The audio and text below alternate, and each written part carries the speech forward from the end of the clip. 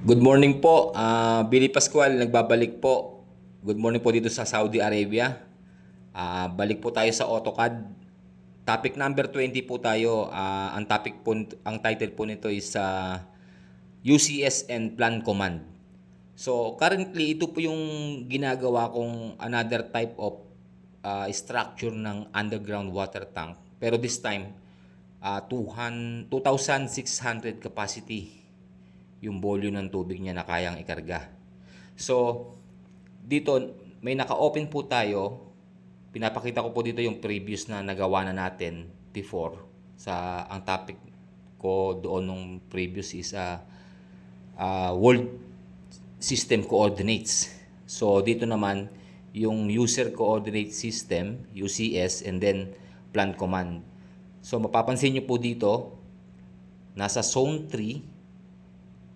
Zone 5 po kasi yung total niyan na pinag-separate nung project namin.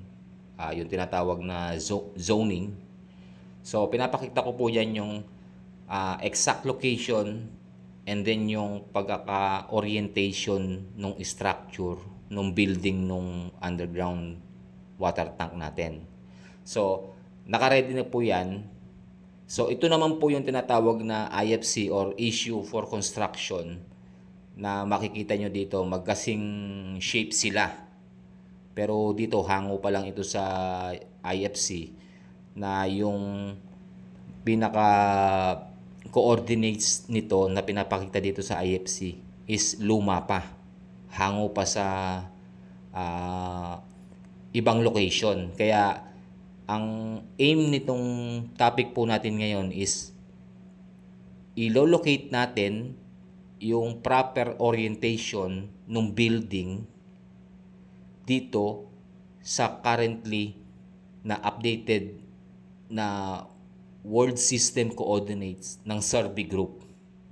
So, ang gagawin po natin dito, pinapakita ko po dito is yung ano yung magiging itsura ng structure na hango sa IFC na naisalpak na po natin dito sa title block at dito sa pasok po tayo sa model. Kung mapapansin nyo, may mga points coordinates na establish yung survey group. So dito po kasi sa PAMPROM na to mas malaki siya compare sa nakaraan natin topic.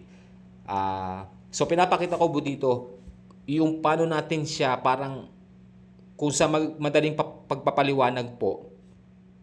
Imaginein po natin yung structure and then yung background is sabay natin, parang natin siyang i-rotate na iaayon natin sa X and Y orthographic. So, niligyan ko po ng line. So, command po tayo ng UCS. Sundin po natin ng from right to left and then left to down. So, tatlo po yun.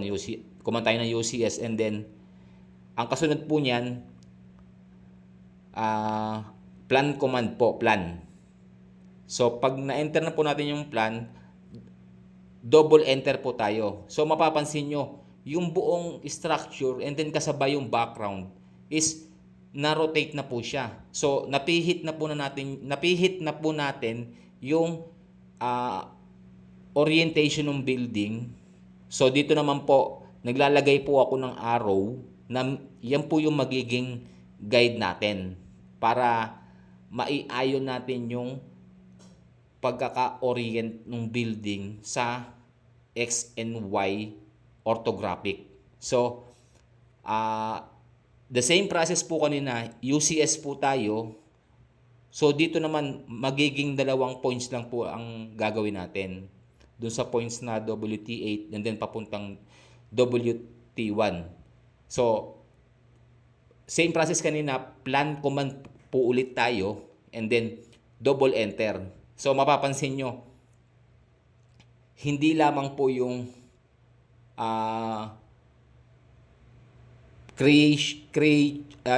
hindi lamang po yung structure yung napihit, kung hindi lahat, pati background.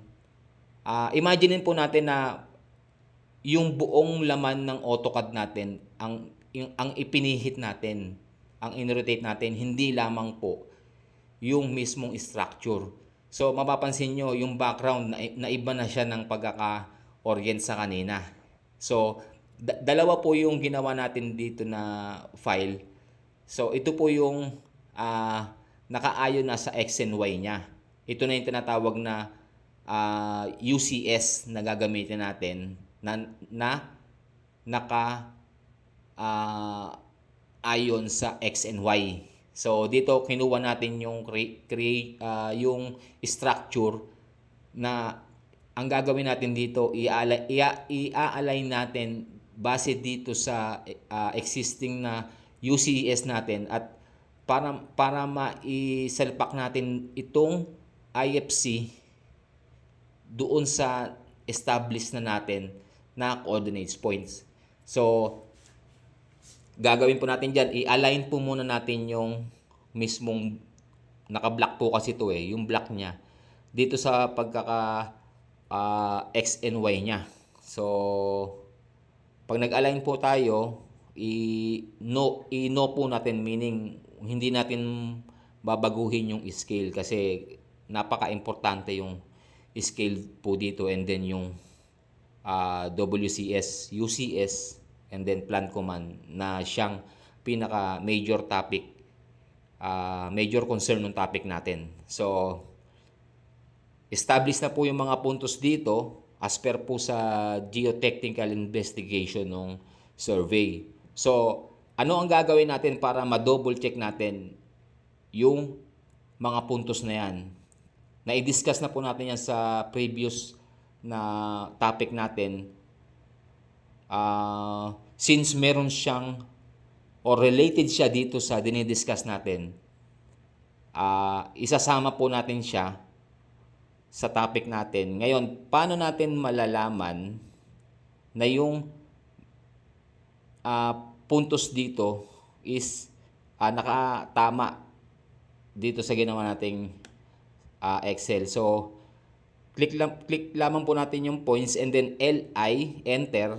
May lalabas po dyan na coordinate sa command line. I-double check po natin kung nagtatama dito sa left side na naka-open natin ng Excel datasheet, kung nagtatama yung coordinates na binigay. So dito po kasi merong pong formula dyan na i-discuss ko na po yan sa previous topic natin. So ang gagawin natin po dito, the same na process nung ginawa natin. Ika-copy po natin yung X and Y coordinates at maggagawa po tayo ng polyline na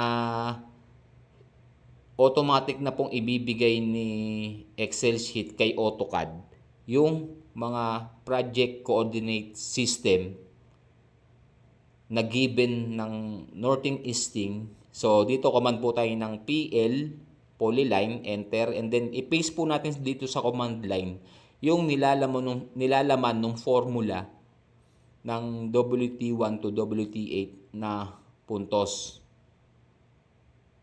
So ayun po, nakita nyo naman na sumunod na yung pagkaka orientation ng mga given na i-close. Sa madalit salita, na i-close na po natin yung polyline. So meaning nagtugma na po siya dito sa mga given na WT1 hanggang WT8 na pinuntusan ng survey as per sa World System Coordinates or Project System Coordinates. So isalpak po natin dito. Hintayin po natin may lumabas na guide bago natin ipwesto. So, nakita po natin dito na nagtutugma na yung ginawa natin. So, para sa mga baguhan, medyo nakakalito, pero pagka nasundan naman po natin yung binigay kong step by step, sa tingin ko naman po masusundan naman at magagawa naman po ng mga baguhan. Kasi itong topic po natin is normally sa Civil 3D po ito ginagawa. Pero gaya po ng sinasabi ko, yung pinaka-layunin nitong tutorial natin is ituturo natin siya sa mas madaling paraan para nang sa gayon naman may mapulot at may matututunan yung mga lalo na po yung mga baguhan sa bawat topic natin na idinidiscuss. So, yung dito po na nakasalpak sa title block, ito na po yung orientation as per sa true coordinates or sa world system coordinates.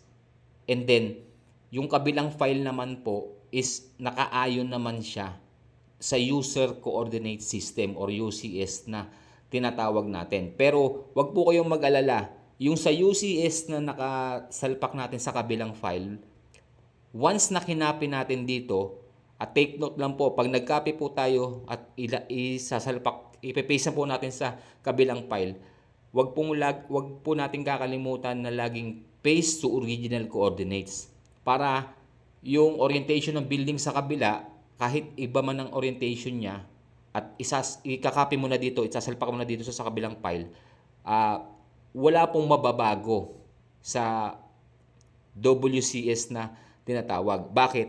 Kasi yung isa, ginawa po natin siya, yung naka X and Y, nakabase po yun para maisalpak naman natin siya sa title block na naka X and Y. Para kung maglalatag ka ng for example, ito, pag naglatag po kasi ako dyan ng mga tubo, nakaayon tayo sa X and Y. Halimbawa, natapos ko na po yung pump from assembly. Ngayon, ikakopy ko naman po ito dun sa kabilang file na nakaayon na siya sa mismong orientation ng building. Pero kapag nag-copy, paste ka dito sa ibang orientation niya o sa true coordinates niya, wala pong mababago doon. Malaya po tayong mag-copy, paste. Basta, wag pong kakalimutan, yung UCS, ibabalik po natin yung sa dati. Isiset po natin siya sa UCS World. Kasi binago na po natin kanina yung UCS eh. Yun po yung pinaka major topic natin dito. Kapag meron kang gustong i-copy sa kabila, wag nyo pong kakalimutan na ibalik muna siya sa original niyang UCS. Kasi pag kinopy-paste mo siya at hindi ka nakaset sa UCS World, maliligaw po yung mga element or object na gusto nating i-copy papunta dito sa kabilang file naman. So, pakisundan lang po yung ginawa natin na step by step. Yung UCS po na command is napaka-importante po dito para hindi po tayo maligaw. So, isang example po ulit. Gagawa po tayo ng viewport na nakaayon siya sa X and Y. Pero dito, nakikita nyo, iba yung orientation ng building. So, ipipihit po natin uli yan as per sa ginawa natin kanina. So, command po ulit tayo ng UCS from right to left. 3 puntos siya ng UCS and then from left to down to WT8 na puntos.